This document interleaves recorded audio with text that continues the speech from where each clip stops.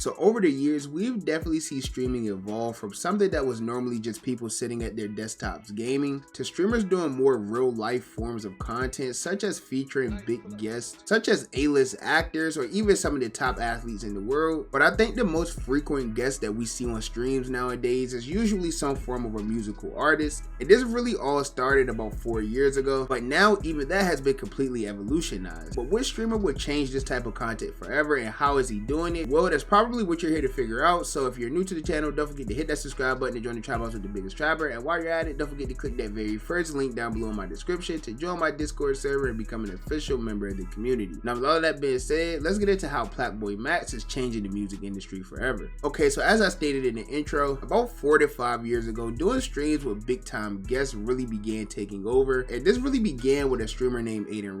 He's the person that really shifted the culture of streaming away from just gaming and things like that to being able to feature people from entirely different worlds, such as most rappers. Over the years, Adin would do very popular streams with rappers such as Lil Uzi Vert, and almost all of these streams would go very viral on the internet because this was something that we've never seen before. Not only was it very entertaining to watch, but it also unlocked the side of a rapper that most people don't get to see, because as we all know, most times rappers try to be like too cool on the internet or all mysterious and things like that, so we don't really get to know their true personality or what type of person they are when they're not rapping. So doing these live stream with rappers and really just getting to know them as people would become a very entertaining thing to do on stream. And something very popular that Adin began doing when he had all of these rappers on streams was playing a random beat and getting these rappers to freestyle, and a lot of these freestyles did go viral, such as the Tory Lanez She Make It Clap freestyle.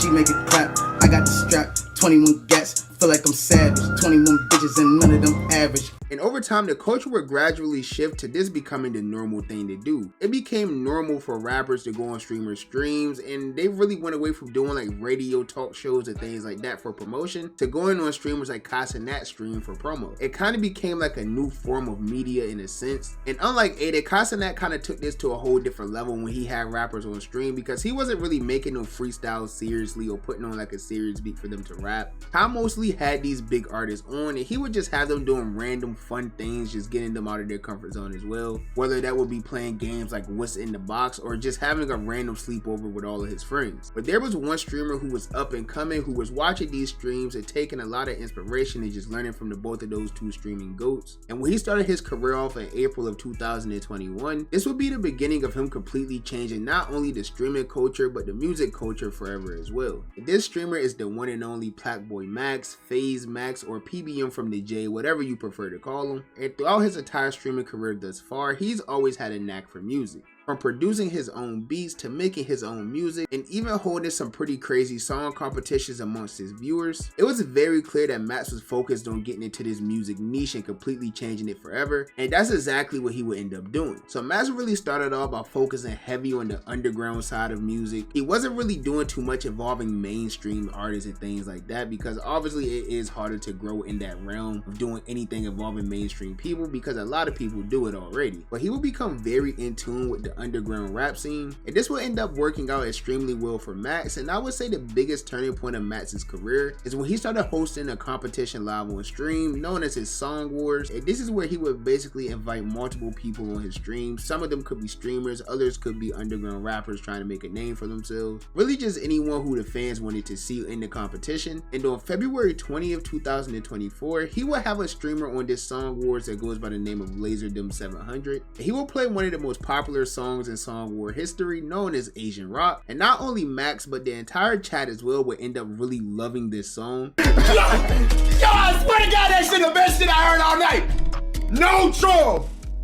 Yo, what the And this would be a spark for not only Max's but LaserDim's career as well. Asian Rock quickly became one of LaserDim's most popular songs and currently sits at over 1.2 million views on YouTube. And this would lead to Max and LaserDim continuing to collab more in the future. So about 3 months later in the year, after Max had joined FaZe Clan and moved into the FaZe House Miami, he would start doing another new form of content on his channel known as In The Booth. And this is where he would invite a rapper to come on the stream and record a full song live, while Max himself did all of the engineering work as well. And of course, this started off a little scuff. Like, I'm not even sure he realized how big this was going to become when he first started doing it. But it's something about that PlaqueBoyMax and LaserDim connection that always ends up working out tremendously for the both of them. So on May 14th, 2024, LaserDim would end up doing his In the Booth stream with PlaqueBoyMax, and he would end up recording a song known as Lease to Max, which not only Max but the entire chat ended up loving as well. And after recording that entire song, everyone loved it so much that Max had the idea that they had to film a music video that night for the song. So this will lead to Max creating an entirely new YouTube channel and somewhat of a music label titled 5 Star The Label.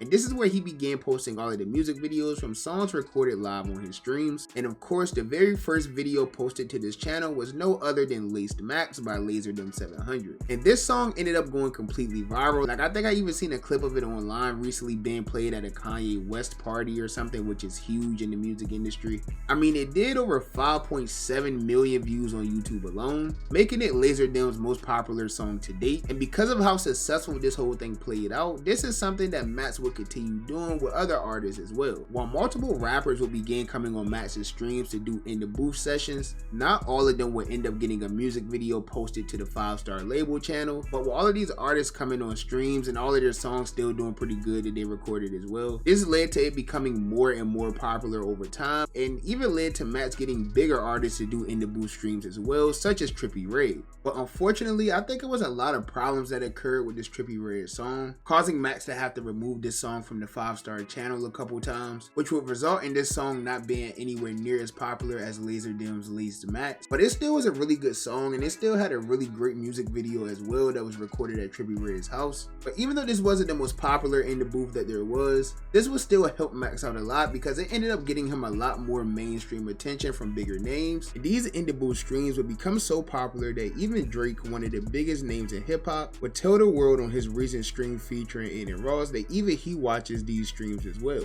Pretty sure it was like Christmas Eve, and I was like watching like PlaqueBoyMax and like some other, what's the next guy, the rapper, like D Savage. Yeah. I was watching like a live studio session and shit, and I was like, yo, Adin would just troll me so hard for watching this. I watched it for like an hour. Really? Yeah. You really are. For real. It was PlaqueBoyMax and D Savage. They were making some shit. And going into the phase subathon, Max would collab with a lot more big names in the music scene, especially the underground music scene, as he would do collabs with pretty popular producer Benny X, and even one of the bigger underground names in Summers. Now, neither of these streams really led to anything happening, like as far as music wise. Summers did have a very long stream with Max, and he made some songs as well. I don't know if they even released or not officially, but at the end of the day, just being around these very popular names in the music industry will only further advance Max's career. That would lead to him getting collabs with very popular people like Cole Bennett, who we all know is one of the legends in the music industry, specifically in the underground and mainstream genre of hip-hop. He will also have various other guests over the past few months, such as DC2 Trill, Nino Payne, or one who also had a very popular song, and there was also a few other guests on his streams around this time as well. And Max had made an announcement stating that in the future he wanted to do more mainstream rappers instead of just focusing on the underground artists, because this will really only help him grow more. And once Max started branching out and working with various other people instead of just focusing on the underground realm, it's clear that this would change his career forever, because just recently he announced that he will be doing an In the Booth stream with a very popular YouTuber slash rapper, DDG. And at first, not many people had high hopes for this stream, simply because DDG doesn't really get a lot of respect when it comes to his rapping ability, and the two of them also had a little bit of a beef at one point as well. But when this stream started, the two of them had very good vibes, and it was actually a very good stream, and this will all lead to DDG hopping in the booth and recording a few songs, and one of them ended up being one of the most viral songs that we've ever seen on the PlaqueBoyMax stream. So this song that was created would go by the name of Pink Dreads, and the chat instantly knew that this was a banger, and eventually this song would end up hitting TikTok. And I don't know if you guys know by now or not, but whenever a song goes viral on TikTok in this new age of music, it tends to do very well outside of the app as well, becoming one of the most popular actual songs there is. And this is exactly what will happen with DDG and PlaqueBoyMax's song Pink Dreads, because because in just a short amount of time after being recorded on stream, this song would end up going #1 on Apple Music, passing out one of the biggest rappers in the world in Kendrick Lamar, and even two of the most popular female rappers right now as well in Glorilla and Sexy Ray. And that's not all this song would accomplish in a very short time, because other than going #1 on iTunes, the song also managed to have over 1 million Spotify streams in a short amount of time as well.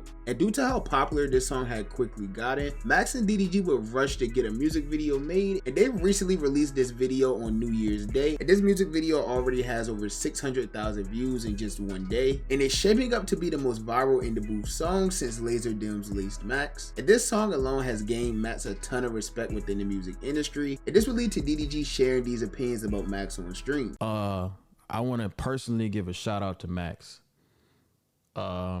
He got some, he changing the rap game and he don't even know.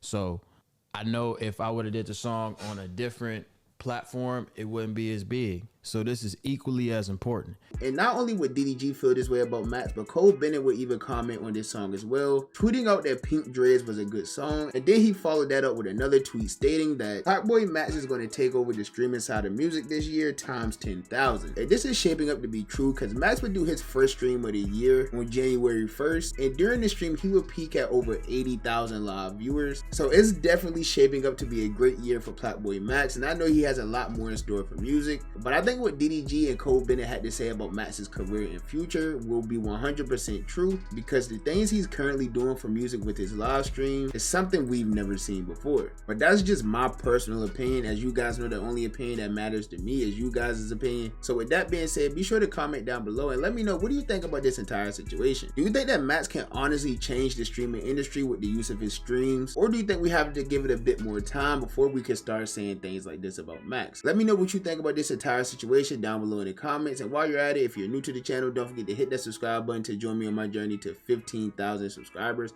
We're coming off a great year and I want to start this year off even better, so hit that subscribe button. And while you're at it, if you're new to the channel, don't forget to give me a thumbs up if you enjoyed the video, or if you didn't enjoy the video, be sure to give me a thumbs down. Any feedback is good feedback to me, and as always, I appreciate all of the love and support, and I'll catch you boys and girls in the next banger, man. Bye, have a beautiful time.